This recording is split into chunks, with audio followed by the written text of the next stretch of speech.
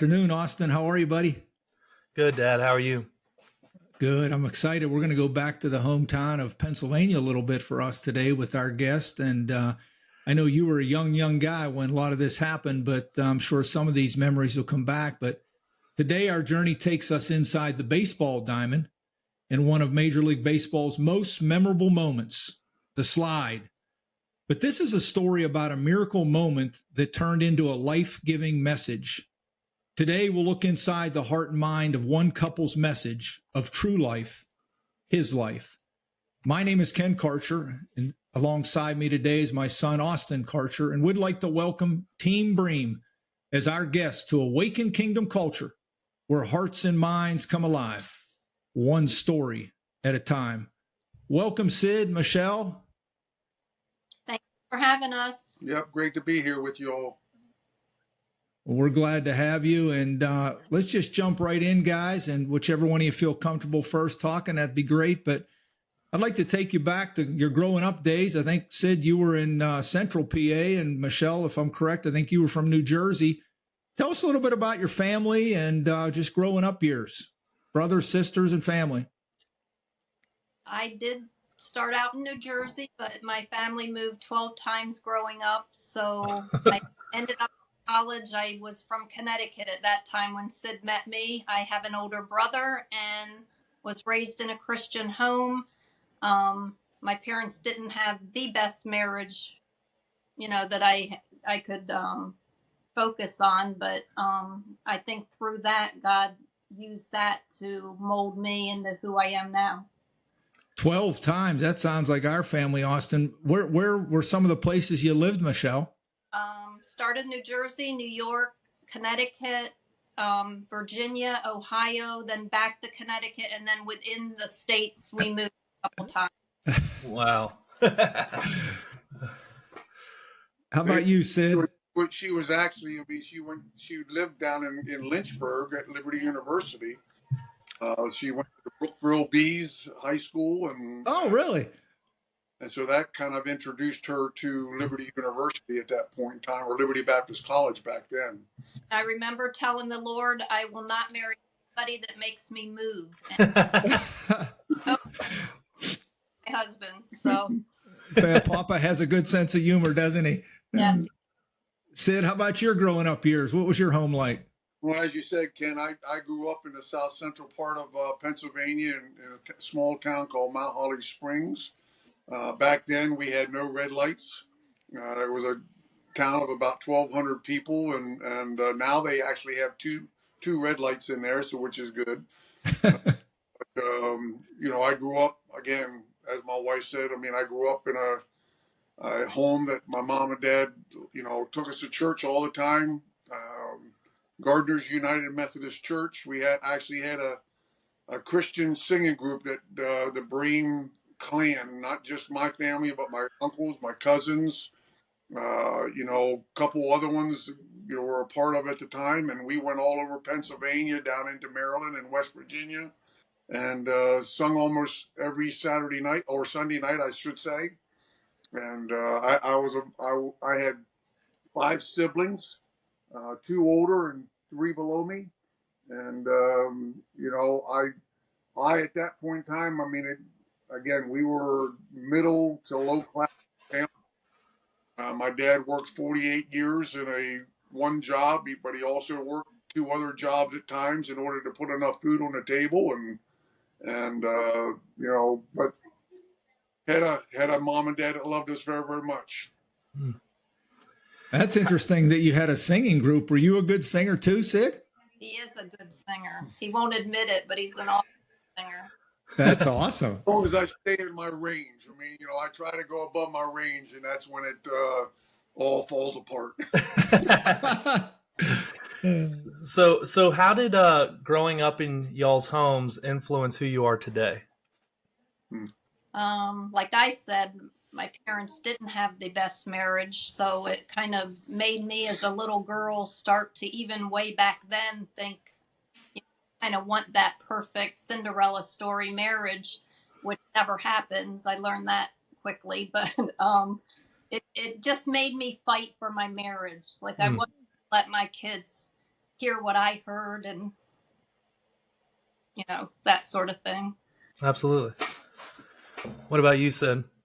What was the question? How did growing up in your home influence who you are today? Yeah, I would say, very, very thankful. I mean, back then, going to church Sunday mornings, Sunday nights, Wednesday nights, going out. There were times as a young boy that I used to say "What?" all the time. But as I get out and I do a lot of speaking, I always say, I mean, I'm thankful now that my mom and dad took me to church. They're the great story. And, but at the same time, I think we were, both of us kind of grew up in a legalistic kind of a background where, hey, if you do this, you're not going to heaven, and so on and so forth. And so we've had to, over the years, God has changed our hearts and minds in regards to a lot of that. Again, thankful for a mom and dad that loved me enough to take me to church. Absolutely. For you, Michelle, first, describe your favorite childhood memory. Ooh.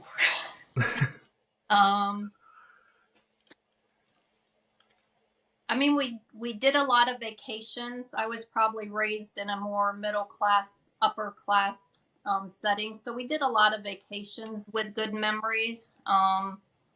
Did a lot with my brother. Had great grandparents that I did a lot with.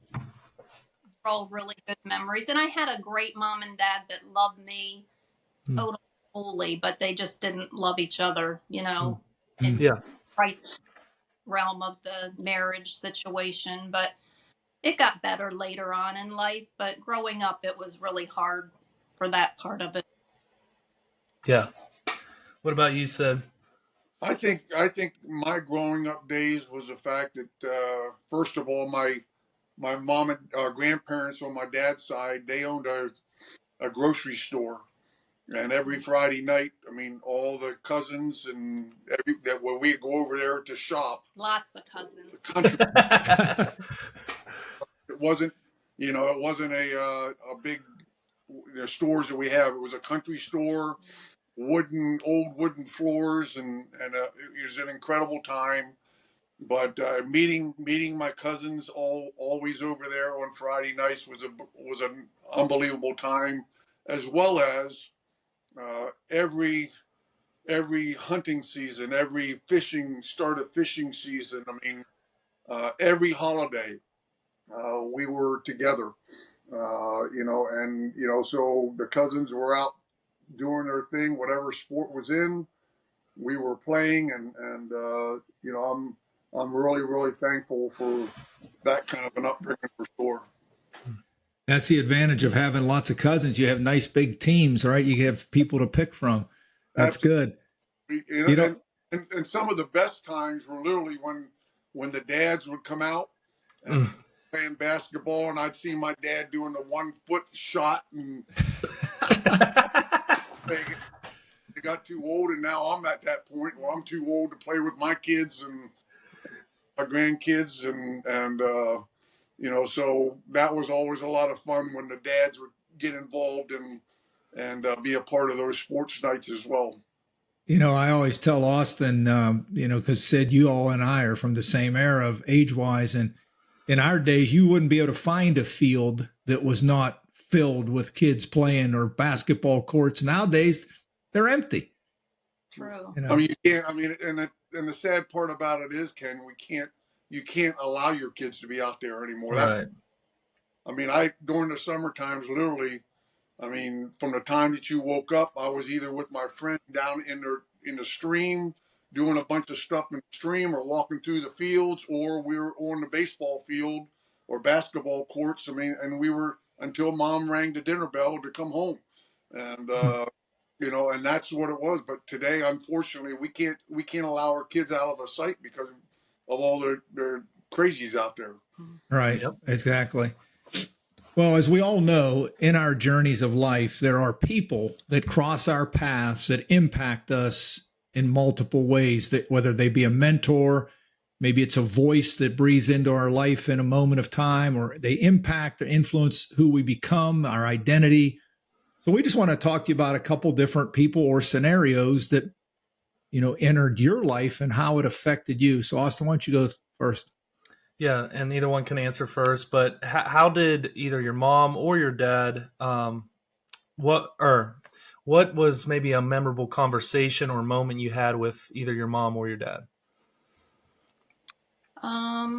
For me, it was my mom. She suffered with some disability most of my childhood till she passed away in her 70s. So I think her strength and never questioning God with what she had to go through. And she spoke a lot to me about marriage and um, sticking with it, fighting through like she had to do. And that stuck with me. She was probably my biggest mentor today, but just her grace with God, like no matter what trial she went through, never questioning God. It was just use me, Lord, to your fullest, whatever, to honor him. And I think she's my number one fan. I had another lady found a bunch of her letters that she wrote me over the years. She was older than me. We had 4 kids at the time.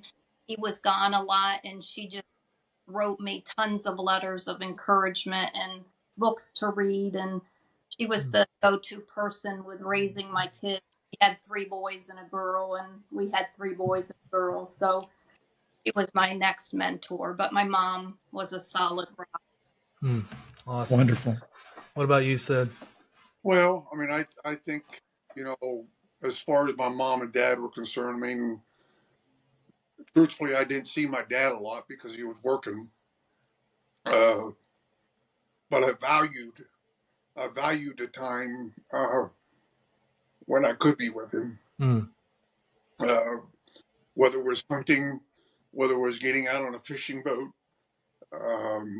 whether it was him coaching being a backup coach on my baseball team. I certainly valued that time. His dad was softy too, so he got that from his dad. Yeah, That's wonderful. I love it. Yep. Thank you for being so transparent, Sid. And that's what we want people to see, that, we're real people that live real lives with real relationships. And it's wonderful to see how much you love your dad and Michelle with your mom. What about early influences, in those growing up years? Was there a coach, a teacher, anyone like that influenced you? I would say for myself, I mean, obviously I would go straight to Liberty Baptist College, Liberty University today. I mean, but at the same time, I had my 12-year-old, my Little League coach. And I mean, this is just a funny story. I mean, he was always an encouragement, but we had an 11-game season back then. I mean, now the kids are playing all year long, but we had an 11-game season. He said for anybody that hit a home run, he'd give that person a half-gallon of ice cream. 25 home runs later, he just sent me a check. He didn't give me any ice cream. How many did you say? 25 home runs in 11 games. Oh my. That's I love playing a game of baseball, but he was such a great encouragement. Then again, to fast forward to college and Coach Worthington and Al Worthington. I mean, what a blessed man I was to have a coach such as Coach Worthington to not only teach us about baseball but teach us about life. Yeah, we'll get to him in a minute. I'm sure that I knew you'd have a heart for him. Michelle, what about you growing up in those early years? Any teachers, or did you play sports? Was there a coach? I am an unathletic person. I just can't think of anyone. We moved around so much that I can't think of anyone. My aunt, she spoke into me a lot, encouraging me. I would say I just thought of her. She probably spoke the most, knowing how hard my life was, moving around, plus my family life, I'd say she was my encourager. What caused you to move so much growing Just up? job. He got transferred every 4 Okay. Yeah, he worked for a company called Owens, Illinois, plastic bottling glass. Okay. glass company, and he was an engineer that worked on conveyor systems and so on and so forth. I mean, along with a bunch of other stuff, and so it caused him to move quite a bit. Yeah, absolutely. So obviously, fast forward, you guys both go to Liberty. Can you tell us about your recruiting story, Sid, and what made you choose Liberty, Michelle, and kind of the background of it? You go. Well, for me, I mean, baseball. As I told you, baseball was always good. I mean, I had the Lord blessed me to be able to play the game of baseball, but truthfully, until my senior year, when a professional scout came to me and said, "You have a chance to be drafted," I never even thought about anything past high school. Wow. I was just loving the game, playing the game. I mean, but in all reality, I mean, I actually had more offers out of high school for basketball than I did baseball. I mean, I was a 6'4" point guard, and back then a 6'4" point guard was, could handle the ball and jump at the same time. I wasn't a great scorer, but I played great defense and could handle the ball quite well. And I guess they enjoyed that. No big colleges. I mean, 2A and so on and so forth. But but as far as Liberty's concerned, I mean, thankfully I had a counselor at my high school that said, "Sid, after that professional scout talked to me, he said, what if you don't get signed by a professional team? What are you going to do?" Hmm. And so at that time, he encouraged me to take my SATs, as bad as they were. He encouraged me to take my SATs, and when the June draft came after my high school years were over with, uh, Temple University. I mean, I didn't get drafted. And so Temple University in Philadelphia and Liberty Baptist College were the only two schools that time had given me offers as far as baseball is concerned. Both of them were full scholarships. But, as I told you, I mean, we weren't well to do. And Temple University was just tuition and books where I'd have to pay room. And Liberty was everything.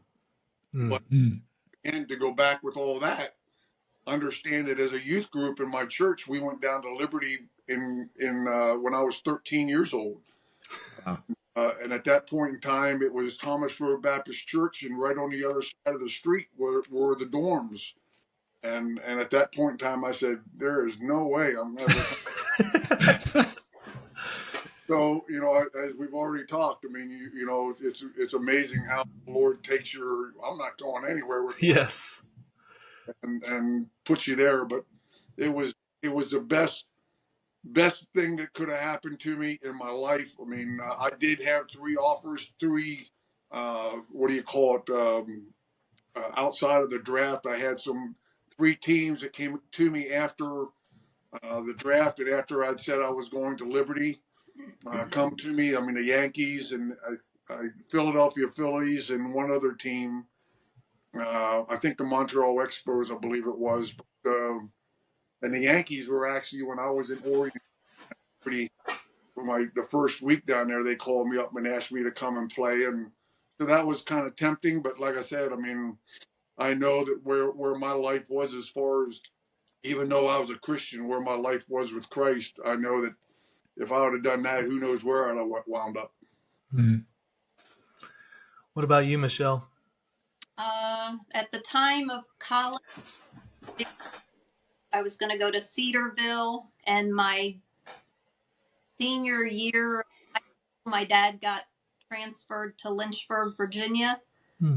Well, so I did go to Brookville for 2 years, and obviously Liberty was right there. So it's like, I'm going to Liberty. And then that year I started school, my parents moved back to Connecticut and left me at Liberty, which was a God thing, because it was good to be there by myself and not have them to run home to. So that's how Oh, The Brookville Bees. I remember the Brookville Bees. So Michelle, and maybe you want to say it or Sid, like people ask Pauline and I always start and I exaggerate a little. And she's like, let me tell you the true story. So how did you and Sid really meet? yeah, he lies. So I'll Yeah, we're good at that, Sid. Yeah, but believe me, she can be a good liar too. We play the game Mafia. I don't know if you've ever played the game Mafia. It's all about lying. yeah. So that you don't give yourself up, and she does a doggone good job. Well, she looks like she can keep a straight face pretty well, Michelle. So my side of it is that I will admit I had my eye on him before he ever noticed me. I was dating someone else and I sat at the supper table with him and he was just so sweet to everyone and being funny, and I just started to kind of like him, I guess. And the next year, instead of him asking me out, he sent somebody over to ask me. And I'm like, I'm not going out with him unless he comes over here and asks me. So he come over and asked me, and we dated maybe 3 or 4 months. And then what every Liberty guy says when they need to break up with a girl is, I think it's God's will that we break up.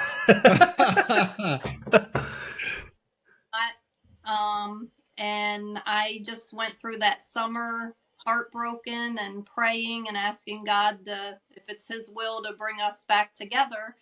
And the next fall, I started dating someone else, and I dated that person both semesters. And then, honestly, I really think that he was kind of getting nervous that he was going to get drafted and not have a wife. So he came back to me because he kind of knew me, and he said, willing to try again. So we prayed and worked it out, and I broke up with the other guy and went with him. So Awesome. I don't remember those thoughts. I mean, she's putting words into my mouth big time. But I mean, she did. I had no confidence whatsoever, and so my Christian service, along with some of the baseball players, was we would mop the floors at the basketball games.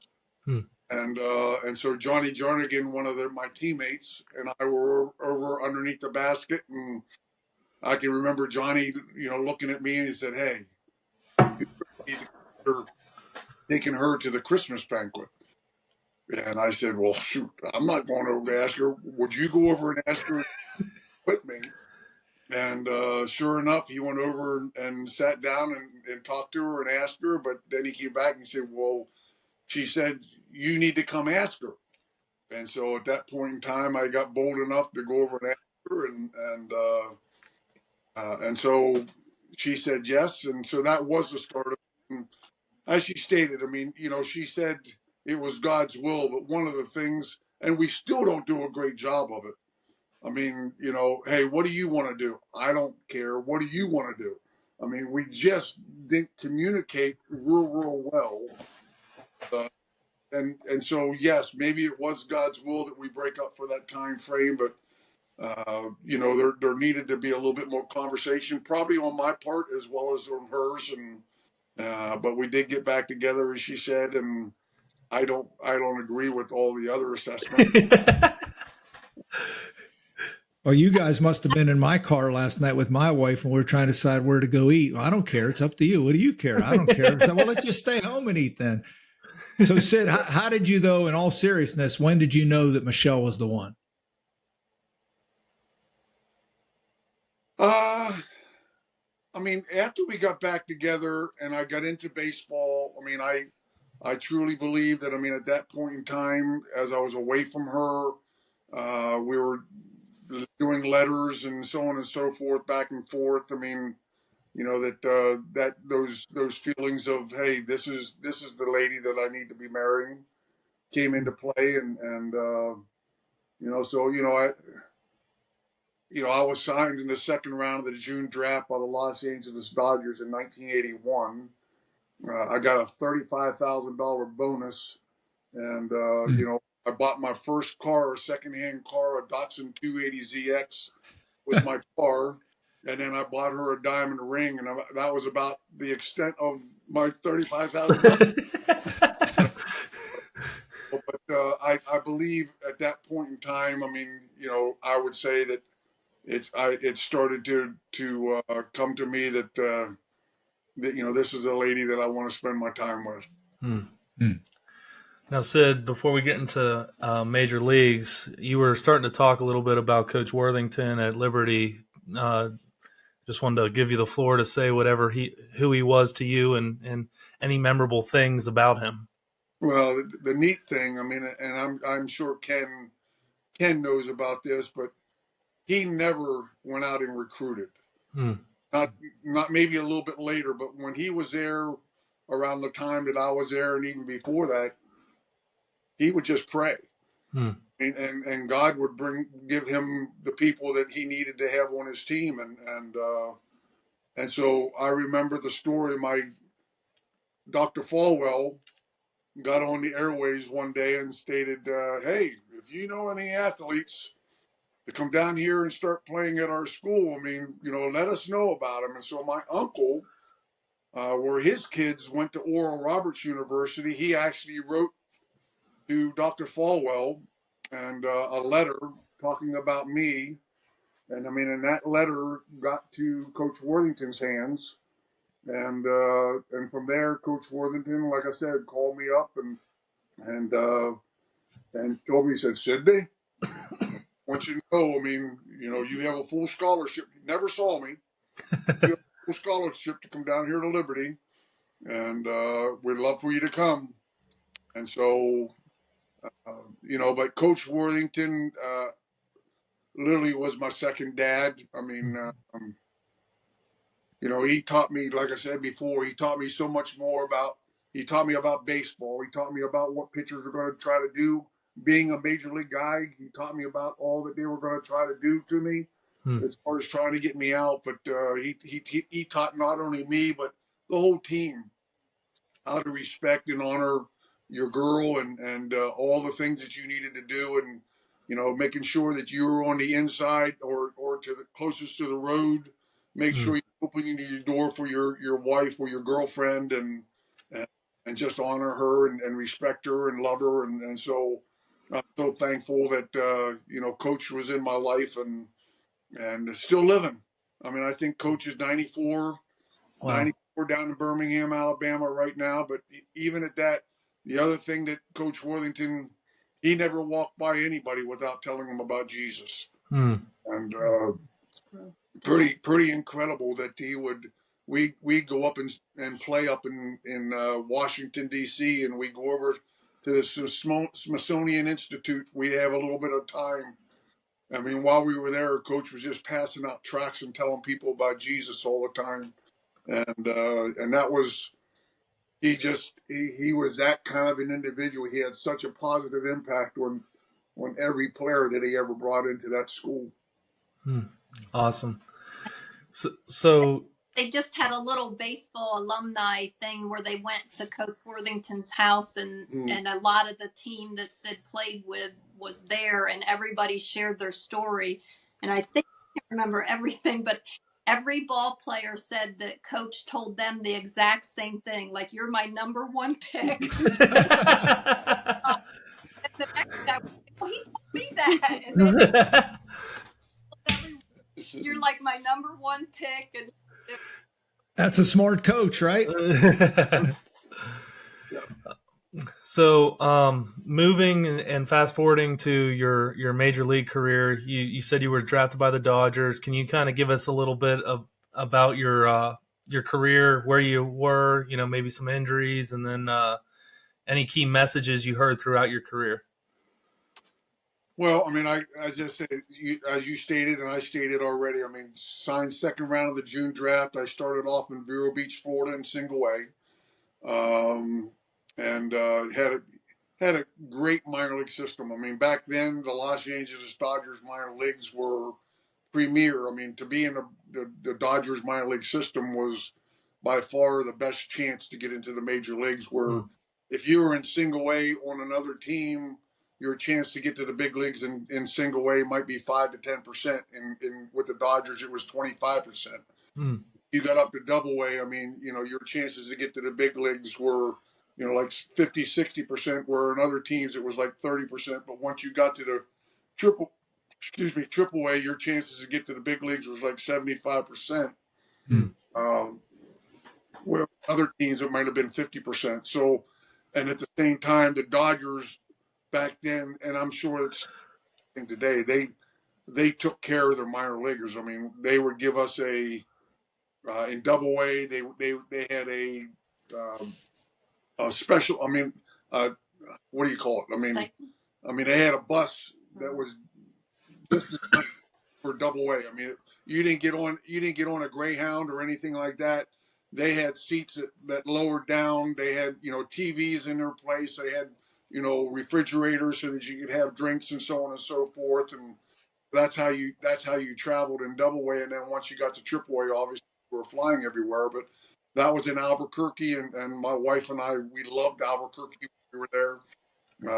We truly enjoyed our time in Albuquerque, and but my goal was to get to the major leagues, and I did well. I mean, every year in single A and double A and triple A, I hit over 300. Wow. In double A or in triple A in 1983, I hit 32 home runs with 119 RBIs and hit 310. The next year in 1984, because they were taking me now up and down when guys went on the disabled list, I didn't have the best. I mean, I didn't have the numbers because I was going up and down so much, but I still hit 375 in triple A. And then, as I said, I mean, in 1985, they had a thing called the Freeway Series out there between the Anaheim Angels and the Dodgers. And because Greg Brock, the first baseman, was hurt at the time, I mean, I started, and I was the MVP of that series, and I went into the season. I was leading the team in home runs and RBIs, and Greg got better, and they shipped me back down to Triple A, and I wasn't happy. I was, as you see the TV shows about individuals on, athletes on TV. It's my time. It's my time. Hey, Greg Brock, see you later. Even though he was a good friend, see you later. I mean, it's my time. But Tommy Lasorda loved Greg Brock. Al Campanas enjoyed Franklin Stubbs. That was right behind me, and I was ready to quit. I was literally, thankfully I had her that said at least stick it out to the end of this season, and then we'll assess things after that season's over with. And at the end of August of 1985, I got traded over here to the Pittsburgh Pirates, and I started my career here. And in a sense, I mean, I started my career here, and the rest is history. Let's before we go to some moments and memories, let's go back to what Sid just said, Michelle. I'd like to get your perspective when he is talking there at the end of "It's my time." What words did you give him as a wife in the middle of that thought process? Hard to go back that far and think of that. I do know that, as wives, we were the ones traveling from New Mexico to LA, driving with all our apartment stuff in a car and showing up at the Bonaventure. And we stayed with Oral and Jamie Hershiser for a month, thinking that he was set. So while he went on a road trip, I set up a condo and got the electric and the phone and the rented furniture and turned the electric on. And I was over at that place when he called and said, "I'm being sent down." I'm like, my goodness, got this. So I had to then cancel everything, close the condo up, pack everything back up in the car, and drive back to New Mexico by myself. So it was that kind of stuff. And I thought, at that time when he said I'm done, and he said it actually in spring training with the Pirates also, I just felt like you're not done till God closes the door completely. And to me, back that closed door, who knows if he had stayed up in LA, you know, I just feel like maybe we weren't mature enough as a couple to handle the big leagues at that time. Like maybe we both needed to mature to, you know, really understand marriage long term in baseball. And it just that kind of stuff that God puts you through, it only strengthens you. At the time, you get angry at Him. And I know at times we both got angry at God. But at the end of the day, it was like either we trust God in everything or we don't trust Him at all. Mm. That Well kind of said. been our motto in marriage.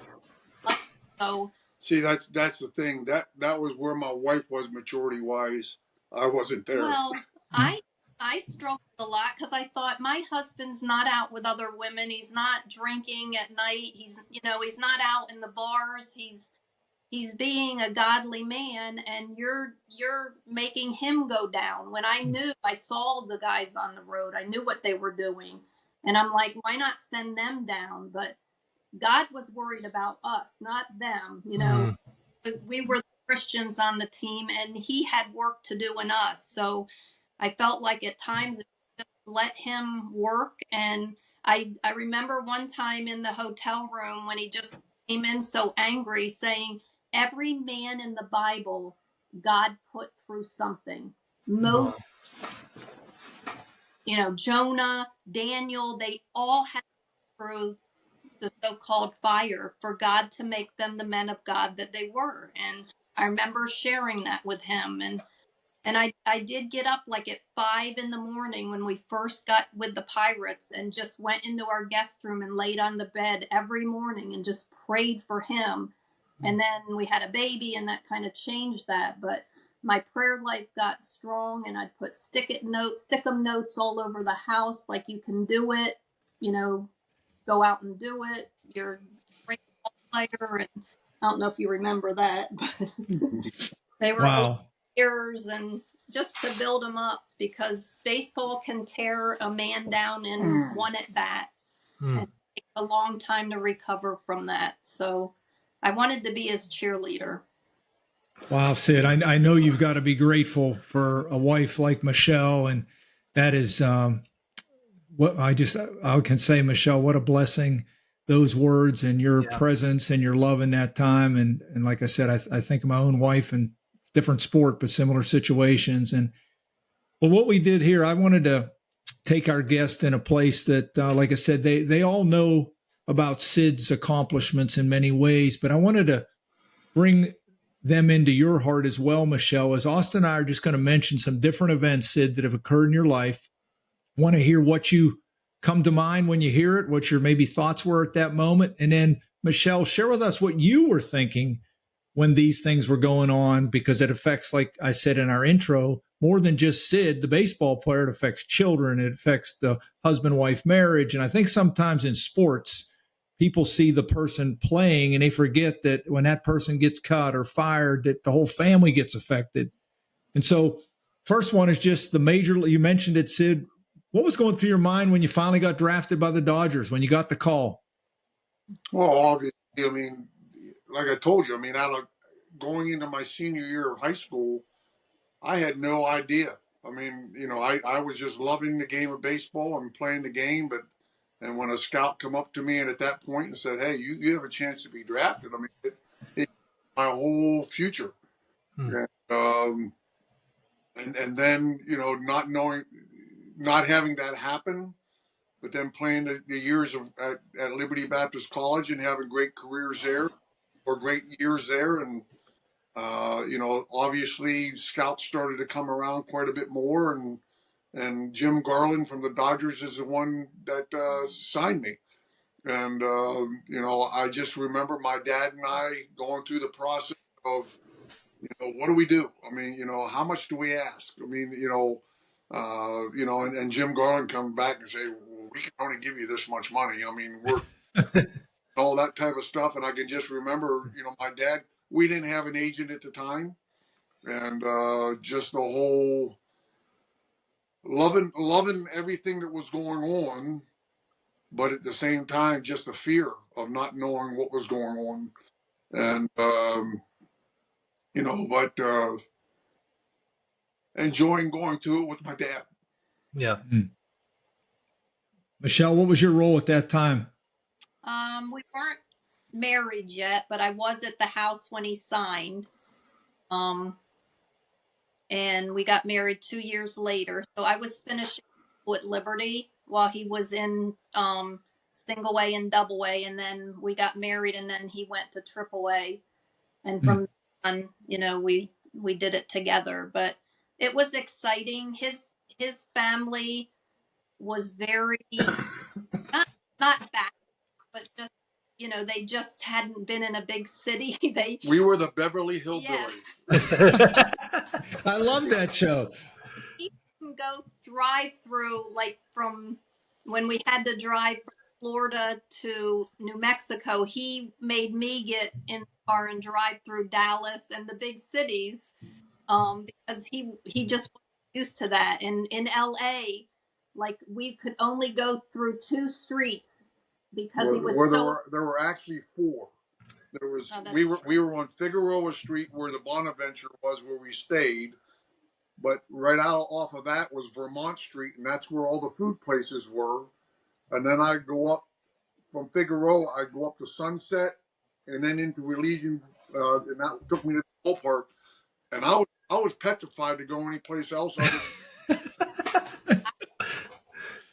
Cities, and he's like, I'm afraid we'll get lost and I won't get to the ballpark. So the minute he left, I drove around everywhere and did everything by myself. But now he's totally different. He can drive through big cities. But so his family, just that, taking that, soaking all of that in with the signing, and just his dad was so into him and so into the baseball games, and so into bragging about his son. And he just lived his life through Sid, because his dad was a really good ball player too. He was a good pitcher, but his dad wouldn't let him play on Sundays, so he lived his career through this guy, and it was great to watch.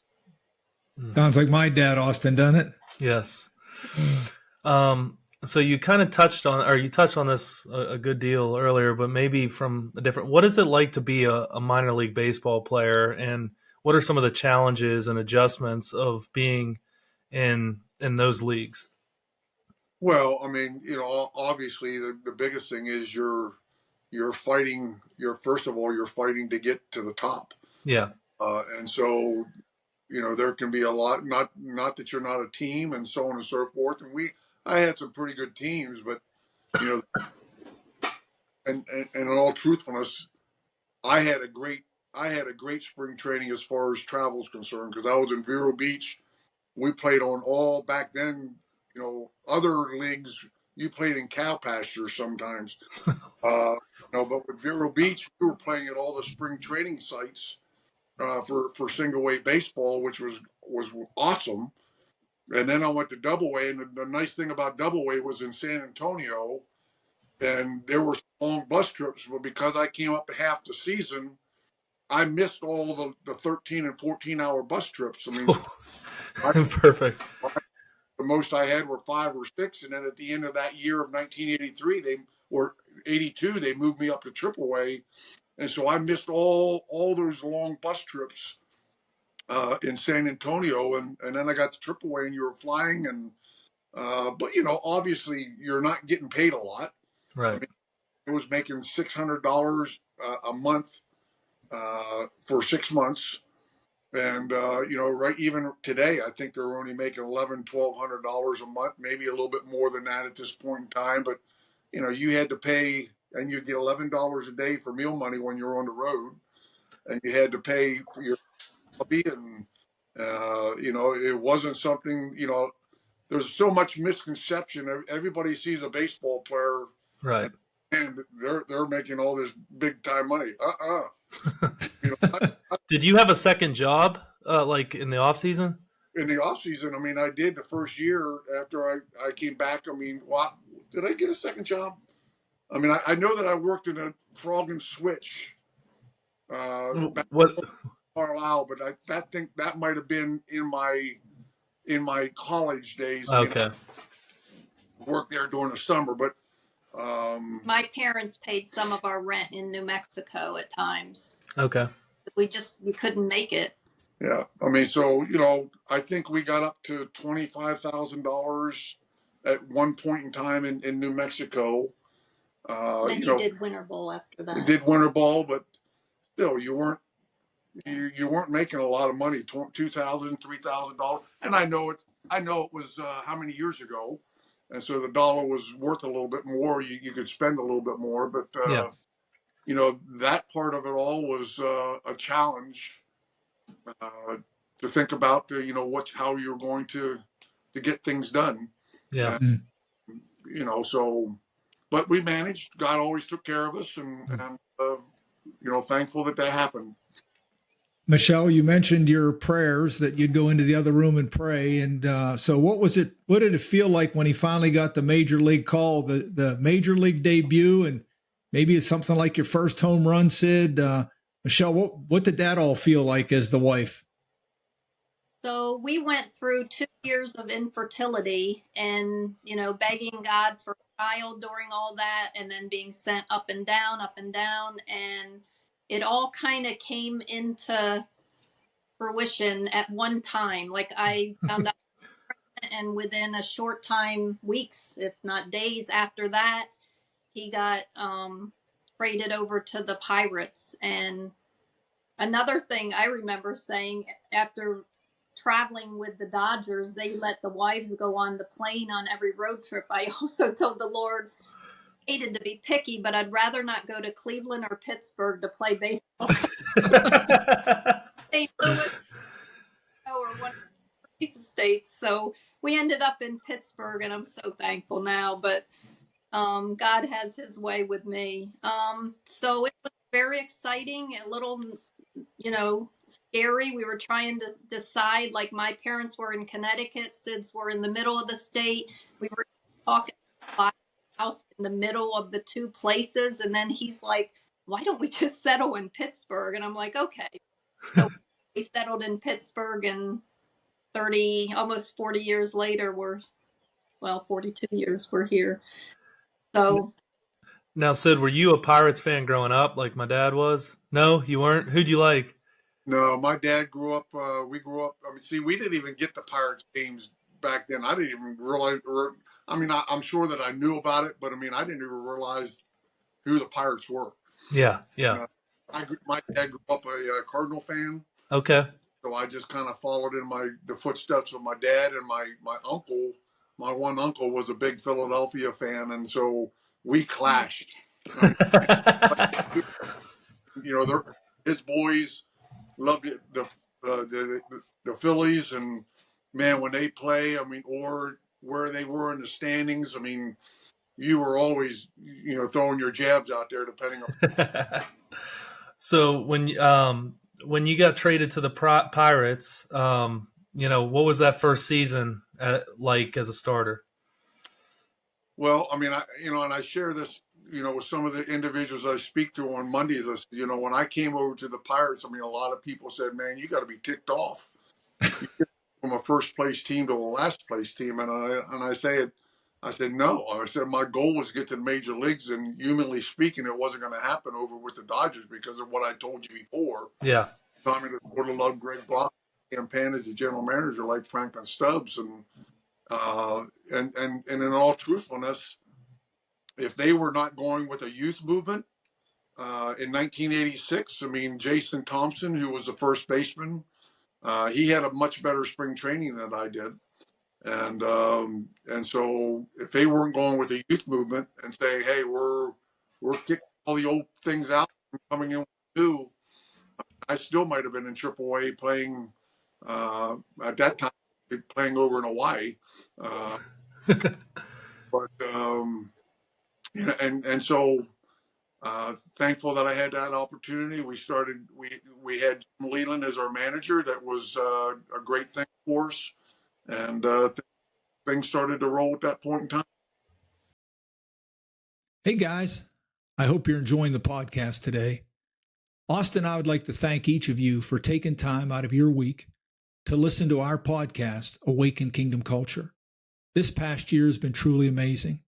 The conversations that Austin and I have been able to share as a father and son, the new relationships that we have made throughout this past year, and the ability to share other people's stories have been life-changing. Each week, I continue to be reminded of the value and impact one story can have.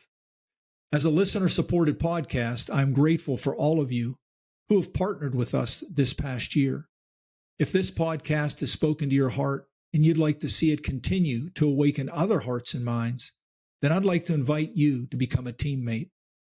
If you'd like to partner with Win Awakening, as well as our podcast, you can give at winawakening.org.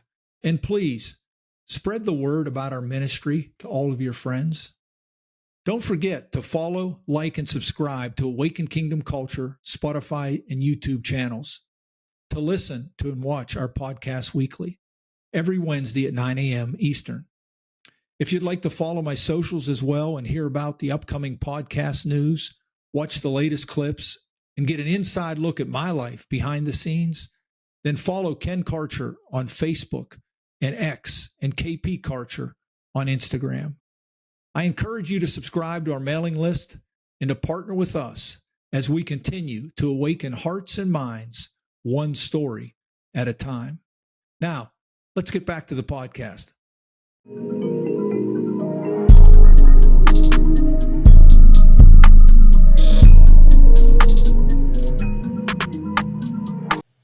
So you leave Pittsburgh and let's go down. You end up spending what? You spend a couple years here, I think, and then you go down to Atlanta.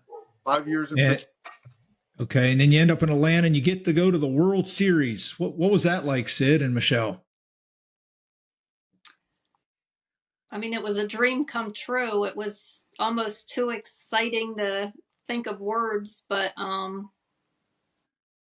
it's everything every ball player hopes for and dreams for and for us prays for. So it was pretty exciting. Even though they lost, it was still an amazing time.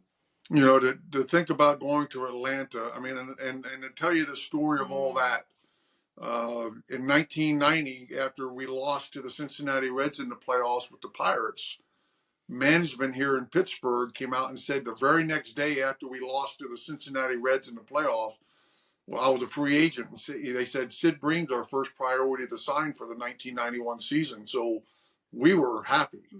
I mean, thinking, man, we're going to get a multi-year contract. We got a great team. We're going to get right back to where we were. We were ecstatic, and we started going through the negotiation part of the contract. And the Pirates management, they didn't even get close to market price, let alone anything more for being their priority. And so they left it go to free agency. And at that point in time, the Atlanta Braves came in with a great offer and said, "Hey, you need to make a decision because if you don't come, we're going to go after another first baseman." So my wife and I decided we're gonna go to Atlanta. But I can tell you that whole night we cried our eyes out. I mean, cried big time. I mean, thinking we were leaving Pittsburgh and going to Atlanta. They had the worst team in baseball in 1990. Wow. And here we were deciding, yes, we had a good contract and so on and so forth for back then. But we're thinking, good grief, a last place team, we're going down there. What's going on? And so the next morning we woke up and I called Jim Leland, my manager for the Pirates, and said, "Hey, am I bound to this contract?" We came to the conclusion we're going to stay in Pittsburgh no matter what. Yeah. So we called up Jim Leland and said, "Hey, coach, am I bound to this contract?" And he said, "Sid," he said, "you haven't put your name on it yet. You're not bound to it." So at that point in time, we called our agent, and it was a two-time call, but he spoke to me for over an hour on the phone saying, "Sid, you're making a big mistake not going to Atlanta." And I'm saying, "I want to stay here."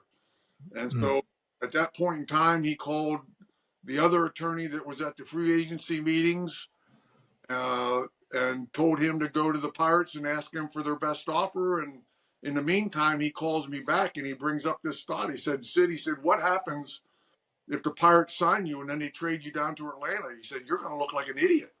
I mean, you could have had this much money and now you're stuck with what you signed with the Pirates." And I said, "Great choice, great thought." I said, let's go back to the Pirates and ask them for a no trade clause. And we went to the Pirates and asked them for a no trade clause, and they said no to a no trade clause. And I said, man, if I'm your first priority, I'd hate to see what your last one is. And that's literally when we made the decision to go down to Atlanta, and you know, the rest is history in regards to last place in 1990, and we went and well, won. one more thing that he forgot is that Jim Leland then called the house. He was out of the house. I was blowing my hair dry, missed the call. Jim Leland said, I will give you no trade clause, and he had already signed with Atlanta. So Wow. that was a sure thing that God did want us in Atlanta. And within a week of being there, I knew why we were there, because they did not have any Bible studies going. There was no couple study, no lady study, no men's study. And we started all those up. So God. Well, I think anybody, we'll go to the family here in a second, Austin.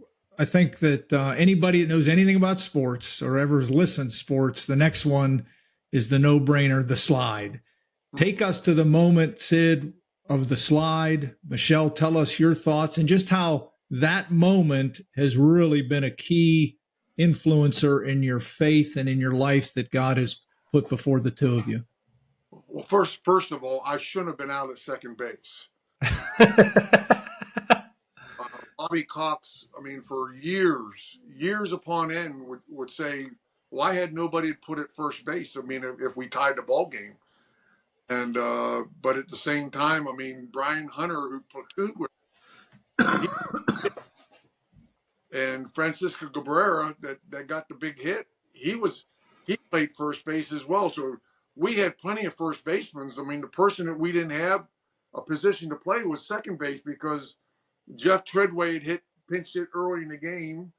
Mark Lemke was pinch hit for in the seventh inning, and then Rafael Belliard was pinch hit in the ninth inning. And so we had nobody to play second base if we would have gotten tied. So he could have put a pitcher out there that could have been in the dugout by the time that I got there. But at the same time, and again, just as my wife shared in regards to Jim Leland calling me, I mean, you know, God had a purpose. Yeah. Yeah. That play was not for the Atlanta Braves to win the playoffs. It was for Sid to be able to go around the world sharing the gospel. He tells everybody that when he goes and speaks. So, I mean, I just know that our life isn't about our life. It's what God's purpose is for our life. So he used that play, like, as he tells everybody, still well known because of that play. Like, nobody would know who Sid Bream was right now. And can you understand this? I mean, most players are obsolete within the first 5 or 6 years after they get out of their sport. I mean, only their friends and family remember that they played the game of football, baseball. Yeah. And I was involved. I mean, I wasn't a franchise player. I mean, I wasn't somebody that you could say is going to be remembered for anything. I mean, I had a great career. I mean, it was a tremendous career, but at the same time, there wasn't anything that was remarkable, and that play has kept me in the game of baseball now for 33 years, going on 33 years this year. And I just did another interview on Major League Baseball Network just the other day, talking about that play and other things. And, you know, it's been remarkable how God has used that, and people see that, and then they understand my story, and they call me up, hey, would you come and speak? And it has been remarkable. 33 years, going on 33 years later, I'm still going out and speaking 20, 25 times a year, and so it's been an unbelievable work. Wow. Thank you for sharing that. That's amazing. You know, as we go to family, though, I think something that's even more amazing than that, and I'm sure both of you would agree, 41 years of marriage. 42 here on February 13th. Oh, there we go. Mine's February 14th, Sid. We're both pretty smart there. I'll be 38. Ours was supposed to be February 12th up in Connecticut, but the meteorologist said we're going to get a light dusting tonight, and 27 inches later of snow, we got that light dusting stopped. So we had to put our wedding to the next day of February 13th, and it was a beautiful day. I mean, it was 50 degrees and sunny, but we had 27 inches of snow on the ground. Wow. Well, 42 years coming. We'll say 42 in 2 weeks from now. Here's my question, because that's hard enough in any profession, but as we know, as professional athletes, to be married for that long says a lot. And my question for both of you would be: is how have you seen Christ manifested in each other's lives over all those years? I would say this: it has been a progress. I mean, it has been a process. Because I know as a husband, I certainly didn't see all that. My identity was baseball. And she was the caregiver. She took care of the kids. Not that I didn't love my kids and so on and so forth, but my focus, just like in college, I mean, my first year in college baseball, I had 15 credits and I went to one class. So I came out there with a .83 GPA in baseball. And so when I got to baseball and professionally, I mean, I wasn't the man that I was supposed to be. Yes, I was a chapel leader in the clubhouse, and I would read the word and so on and so forth, but I still wasn't the man that I was supposed to be. And I mean, if it wasn't the rock that I have sitting beside me, who knows what would have taken place later on down the road. How about you, Michelle? When you look at Sid? He has changed so much. Like, he is a leader now, and not that he wasn't. It's just, I mean, life in sports is hard. Like, how many months? How many months off? And I had to be the mom and dad in the home. I got very independent. Like, when he would come home, I struggled with him coming into my territory now. His way instead of my way. And, they cried for daddy the whole road trip, and then daddy would come home and they didn't want him because they weren't used to him, or he was a little harder on them or whatever. But we have kept the Lord the rock. And not that we didn't struggle, because we did struggle. There were a lot of times I think we both could have walked out the front door and the back door at the same time. But because of my upbringing and my childhood with my parents, it was like, Satan, you are not destroying my marriage, no matter what. So I fought a lot for our marriage, and prayed for him. I used to go on Sunday. Doing this interview made me think, like, what am I going to be asked? But Sunday afternoons after church, I had a journal in my closet, and I would just write in the journal, whether it was about my kids or my husband, and just asking God to change both of us. It wasn't, I had my thoughts that came from my upbringing, that needed to be changed. But a lot of the journal was just praying over him, praying over my kids. Each morning after my kids left for school, I'd lay on their beds. Not every morning, but often I would just lay on their beds and pray for each one of them. So without prayer, we probably wouldn't be sitting here right now. But my husband's heart for God is so strong now. I'm so proud of him. I love the way that he shares the gospel without, even thinking twice about it now. And he does work 3 days a week at a job, and then weekends he's gone a lot speaking, and I never hear him say, once in a while it's like, I wish I didn't have to go that far away. But then God brings him back to why he's going to these places, but not complaining. He's a wonderful grandfather, a wonderful father, and a wonderful husband. So yes, we've been through a lot, but we are here right now, stronger than ever. Wow. That's beautiful. Yes. Tell us about your children and grandchildren. We have boys. Michael, Tyler, and Austin's our baby. And then in 1997, we adopted a little girl from Russia. That's been a journey. That was hard. it was a hard, and that probably affected our marriage a lot too, because she was so hard coming out of an orphanage that I felt like I had to pour so much of my time and energy into her boys, like I had to give up a lot of them because of her. So she was doing really well, went to Liberty, got her master's, her um, in psychology, Counseling. and then left us for almost 3 years, just distanced herself, saying we were terrible parents and a terrible family, and went and got a nursing degree. And just about 6 months ago, she came back to us. So, or that was answered prayer. So we have a long journey ahead of us. It's not like all good right now, but it's better. So we're all believers, strong believers, great husbands, who are fathers, and God, we are so blessed with our kids. Like, we sometimes lay in bed and say, do we understand how thankful or blessed we are to the Lord, from the Lord, for our family? Because it's not always like this. No. They love us and want to spend time with us, which is amazing. And our grandkids are amazing. So we feel very blessed. I mean, I just shared this story yesterday, but our third son, we had two that went to Liberty to play baseball. Third son, we were really skeptical. How's that son going? I mean, he used to wear a shirt around the house.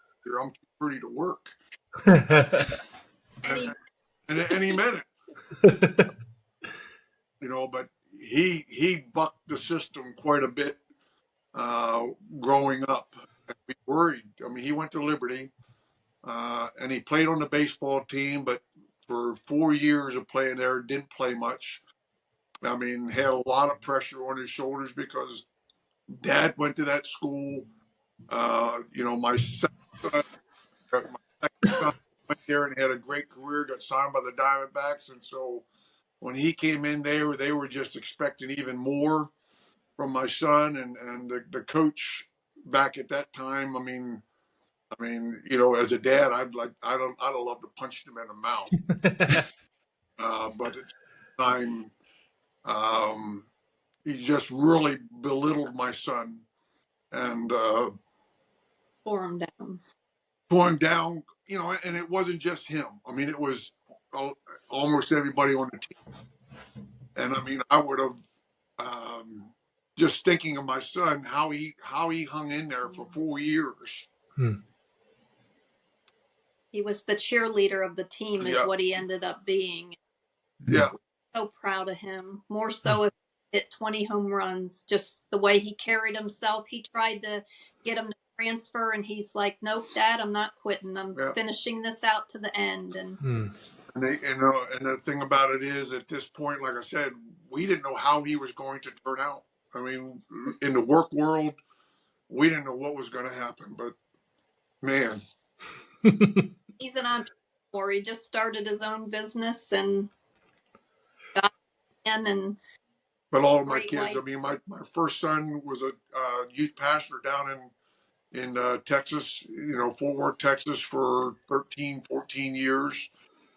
They just moved now up to Nashville, got a little burned out, and he's in the home building business. And then my second son is 10 minutes from us with our 3 grandkids and 1 to come. And, he's in with Edward Jones Investments and doing really well. And then, like I said, Austin, and then Shaylee, after she got her master's in psychology counseling, she got her nursing degree, and she's down in Nashville. So we have 3 other kids with their wives down in Nashville, and another little grandson down there. And so like she said, I mean, my wife said, I mean, it's been, we're so blessed. The key is, what is your name as grandparents? I know I've got 6 grandkids too. What do they call you guys? Nana. And Papa. That's what you called mine, Austin. Well, I'm Papa, like you are, Sid. My wife's Gigi. So Okay. being called those names is special. I know you know that. I mean, I think her parents, her parents were named by our kids. I mean, Yeah. they called him Papu and they called her Nanu, and so they named him, and we thought we're going to let that happen as well, but eventually we just got to the place. I don't want them naming me something that I don't. I love Papa. I don't like Pappy.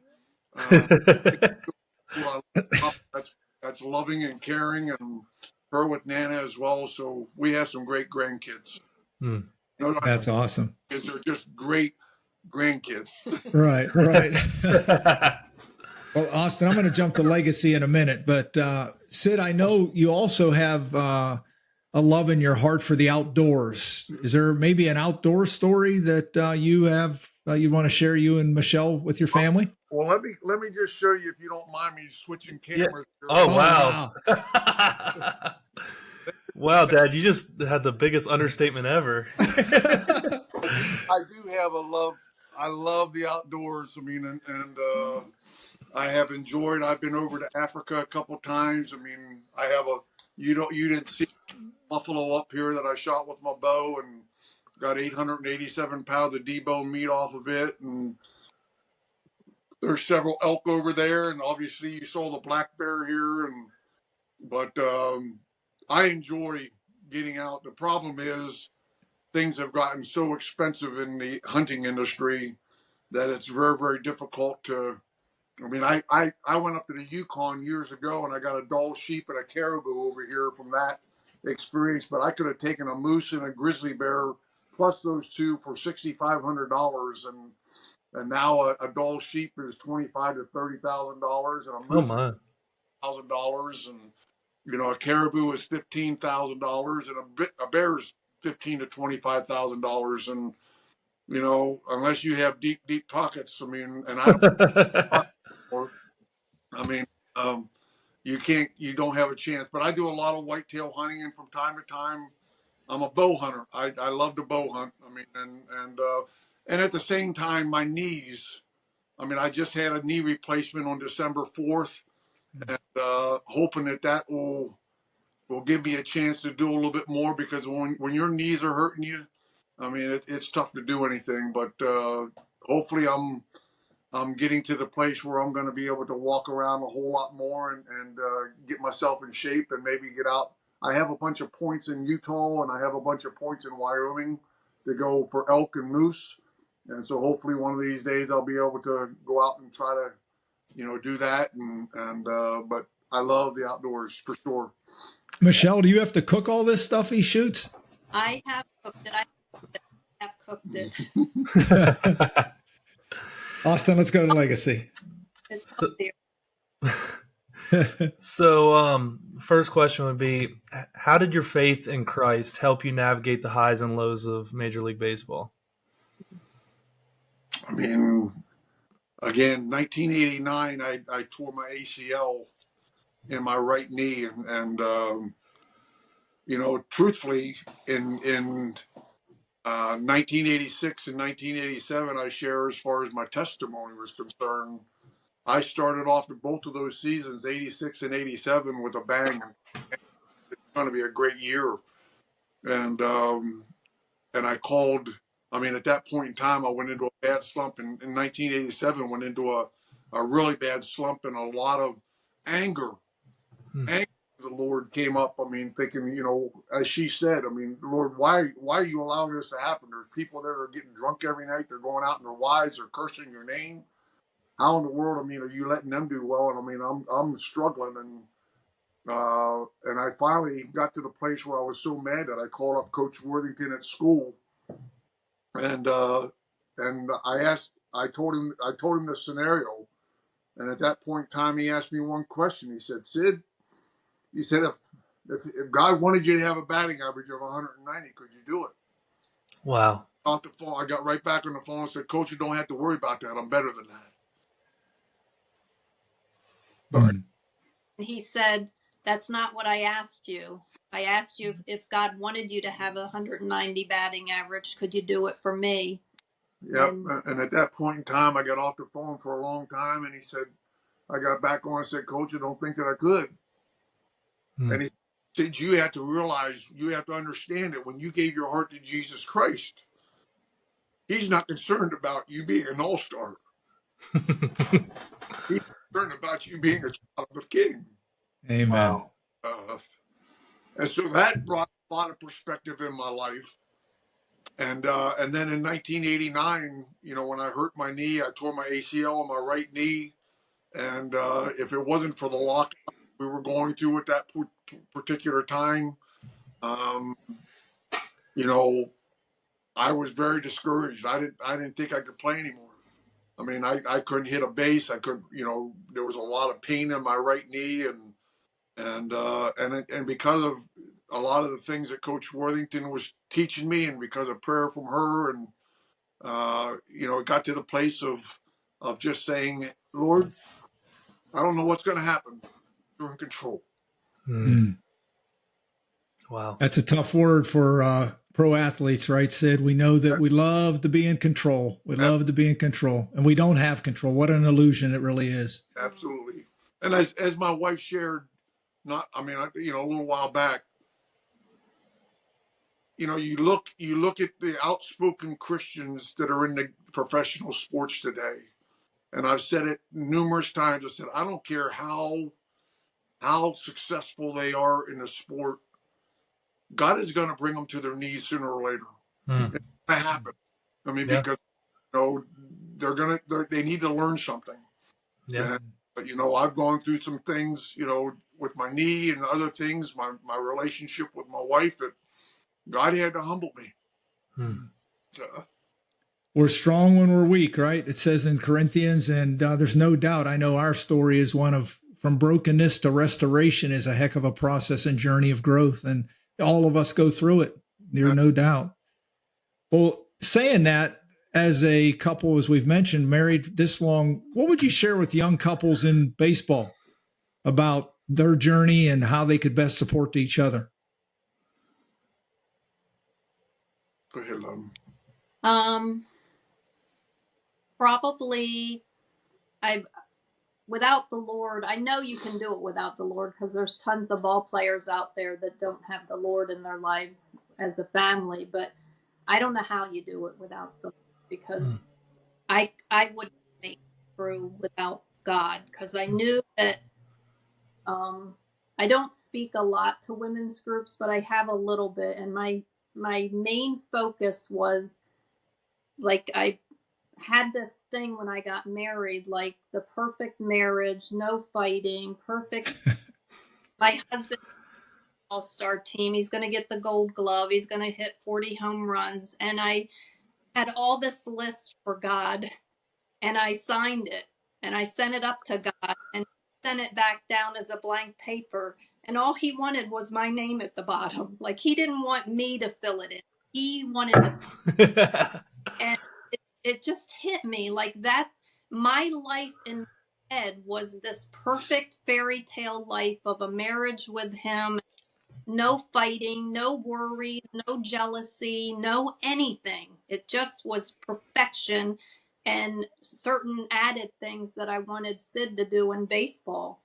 And at the end of the day, God's saying, no, I want that blank paper with your name on it, and let me fill it in. And when you do that, life changes. Like, it's going to be hard. You have to know that life's going to be hard, especially in a sports family. Like, there's no two ways around it. The husband's gone a lot, and you're left with kids, and you're left with everything. You were doing almost everything yourself, but with God as the rock, it took it off of him. Like, he didn't need to be perfect anymore for me, and putting my trust in God, I think, relieved him. And I didn't learn this till later, like getting out of baseball, how much maybe pressure I put on him to be that perfect dad and perfect husband, even perfect out there in front of everybody because we were the Christian family. You know, we had to have 3 kids in the ballpark behaving, and everything had to be perfect in my life. I'll make your life perfect. You don't have to do it, Michelle. Sounds familiar, don't it, Austin? Yeah. Yeah, just letting God do what God does best. Amen. And I wished I had learned that in year 1 of our marriage. I think we would have missed out on a lot of our fight. Even with the hunting, that became a contention with us because he was gone for all summer. And then when he came home, all in my head was this, he's going to spend all his time with me and the kids. And within a week of being home, he's off on hunting trips. And I'm like, you got to be kidding me. So we had to go through that and kind of get in an agreement of like, he needed a break. I needed a break too, but he really needed a break. The stress of baseball and the ins and outs of it every day, emotionally, mentally, spiritually, he needed a break. So you do your thing for, I mean, one time it was a whole month he was gone that I didn't hear from him. Usually it was 2 weeks down here, but I mean, and again, the other thing, and I think that you guys will agree with this as well. I mean, and I wish we would have taken advantage. I was a loner on the team. I mean, I was a chaplain, and I was a loner. I didn't, I had my friends, but it wasn't like I was out with those friends a whole lot. But my thoughts as far as couples are concerned is get around individuals that can lift you up. Yes. And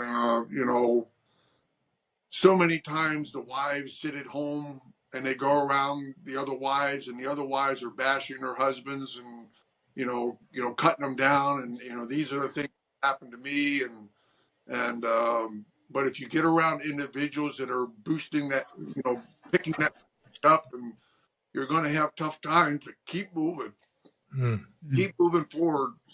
I mean, you're going to be a whole lot better off in that relationship than getting around ladies that are just belittling their husbands, and you're going to start doing the same thing when that happens. What was the most memorable moment as a couple in this journey? I think probably where we are now. Amen. Awesome. Truthfully. Amen. I mean, we've gone through our valleys, we've gone through our mountaintops, but where we're at right now, loving every moment together. Yeah. Been awesome. Wow. When someone spends time with Team Bream, what do you guys want them to experience, and how do you want to be remembered?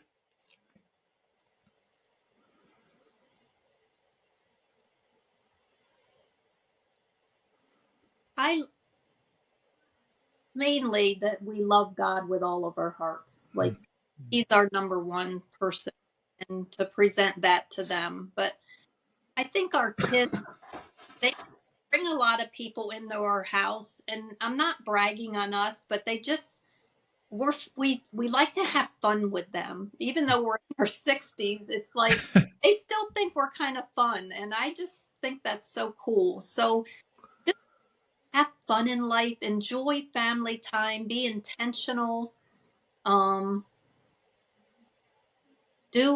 We're just always there for them. If they're moving, we fly into Dallas or watch trans and just be available.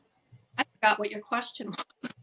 No, I said when someone spends time with Team Bream, Yeah. what do you want them to experience, and how do you want to be remembered? So that's beautiful. We're God Sid? Father.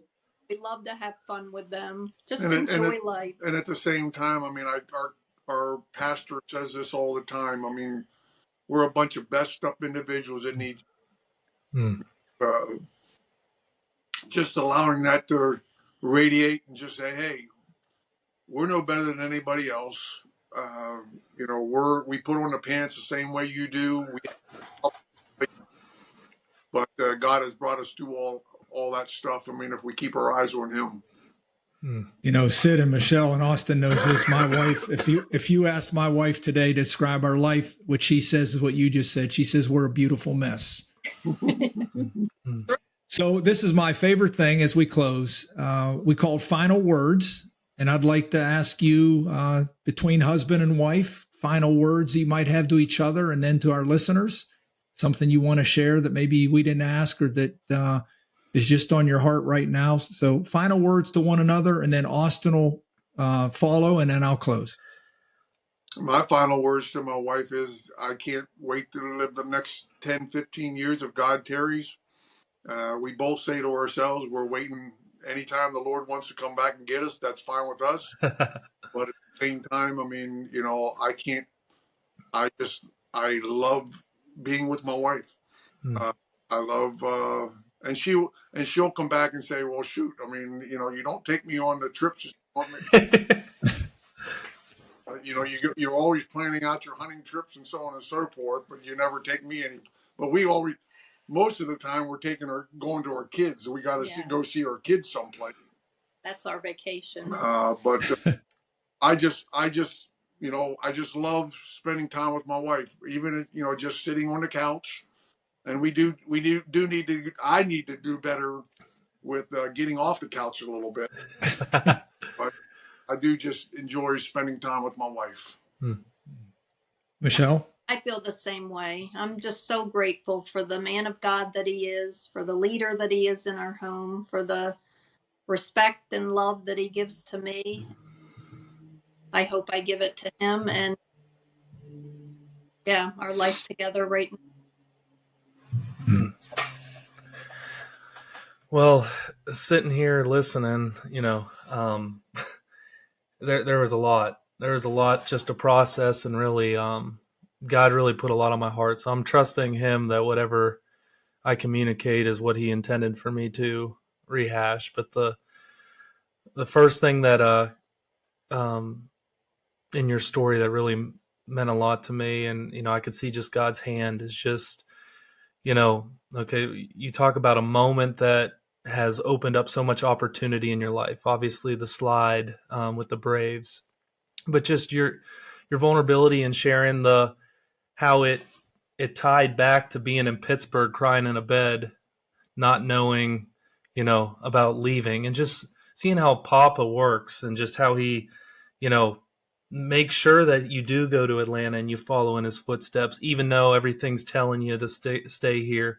And I mean, it's weird. I mean, you're sliding to win the game to go to the World Series for a team that wasn't very good against the old team that you were against, who you were just leaving from. I mean, only God can write a story like that.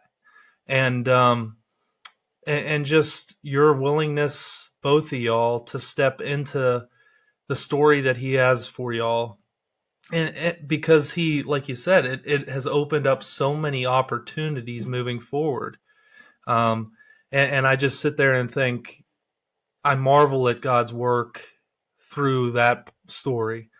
Another piece in your story that spoke to me was just your conversation with Coach Worthington about when you were in a slump, and you know, he said, well, you know, if you hit 190, would you do it? If God asked you to hit, you know, 190, would you do it? And that's a difficult question for athletes, you know, especially when you're in control. And just I think so much of our maturity in our faith is learning to give up that control and to rest in that blank paper, which you talked about, Michelle, that you had the list of, you know, dreams, hopes that we all have, but the coming to the part in your journey that you just say, hey, Father, like, it's just my name. I give you my blank sheet, and I'm willing to walk where you take me. And you know, another part that, you know, both you. Yes. Let me just share that, you know, you talked about athletes everybody has to deal with that stuff. I mean, Absolutely. Whether it's an athlete, whether it's somebody that's wanting to go up the chain of command in their workplace, everybody has to go through, that type of a. Yeah, am I going to get there? I mean, am I putting enough time into it? And I mean, you know, I can dish my family in order to get where I need to be, and so on and so forth. And everybody needs to go through it. I mean, but when they do what my wife said about giving them a clean slate and just saying, "Hey, Lord, whatever you want me to do, I don't care if I get that promotion. I'm just going to honor you and trust you through all this. I don't even need to get that that uh, raise or whatever. I mean, Lord, I know you're going to take care of me. I trust that you're going to take care of me." And for 42 years, God has taken care of us. And even before that with my parents, he's taken care of us. And so it's not just athletes. Yes. Yeah, they're on the out in front of everything, but everybody goes through it. What are your priorities? Is it God first, your wife second, your kids third? So true. I mean, and just it's just one of the things Dad and I've been talking about lately is just alignment, falling into his alignment. Another word is abiding, learning how to abide in him to experience his life. And to me, that blank sheet of paper is what we're called to do, is to fall into alignment to his design and his plan and to his story for each of us. But so often, I know for me, and I'm speaking for me only, is you get distracted and you want to achieve and you want to be known and you want accepted, and because of that you step out of that alignment and we become discontent, frustrated, angry.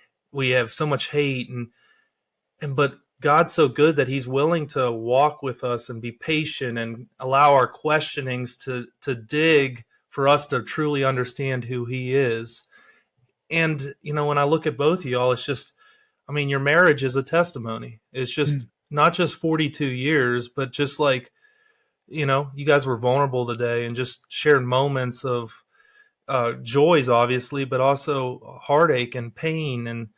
And I think, unfortunately, we kind of went back to that blank page. We have expectations of what a marriage is supposed to feel like and look like. And that hurts a lot of our marriages because they often don't look like that. It's a lot of, one, it's a process. We all want to be perfect on day one, but like you said, I mean, I don't think we could ever get there until we go through some of this stuff to reveal some of our own selfishness, to see some of to see that we're not in control, that he's in control, that he's the one that fulfills me, not my wife or my husband. And together we're filling a role. And to me, just looking at your story and even just the contentment of, you said the best thing is right now in your story. To me, I think that is a beautiful, beautiful picture of sticking it out, being committed, working through hard things. And I think, that is how Papa works. He works through process, a journey, growth, time, and you guys have modeled that. And I appreciate you communicating your story in such a way that has, to me, highlighted him through y'all's marriage. Well, Ken, you got to be awful proud of yourself. Yeah. I am. And, it's interesting you said that, Sid, and I want to get what I wanted to share about you and Michelle. We were just talking the other day, he and I doing a podcast once a month. We just do us. We don't have a guest. And before we got on, he said, "Hey, Dad." And I just stopped and I was so thankful. And I said, "Papa, I'm grateful I have someone that can call me Dad." And that's what I thought about when I looked at you guys. Again, growing up in Pittsburgh, we're both around the same age, different sport, but I followed Sid Bream. I knew about the name Sid Bream, obviously. Was mad as a Pirate fan when you beat the Pirates, but I think we crossed paths at a function or two over the years. But what today solidified in my heart was what a beautiful couple, two tender hearts that are transparent and vulnerable, that are willing to say, here's where we are. And this love journey that we've been on is something that has highs and has lows. And that's what my prayer was coming into this is, yeah, it's not about Sid Bream, the baseball player. It's about Sid and Michelle Bream and their family and their marriage and all the different things that you've been a part of that Papa's used, because there's only one Sid Bream and one Michelle Bream. And that's why we do this podcast. You know, we did this with someone, I won't say his name, last year, and we got to the end and he has accomplished about everything you can in the sports world, famous coach. And he said, Austin, Ken, I just want to thank you for recognizing that I have value. And that's what we want this to be, is we want you to know, Sid and Michelle, as I close, that Austin and I recognize that Sid Bream and Michelle Bream are God's precious kids. You're his masterpiece, and that we recognize your value and worth. So we just thank you for taking time with us today to share your story on Awaken Kingdom Culture, where hearts and minds come alive, one story at a time.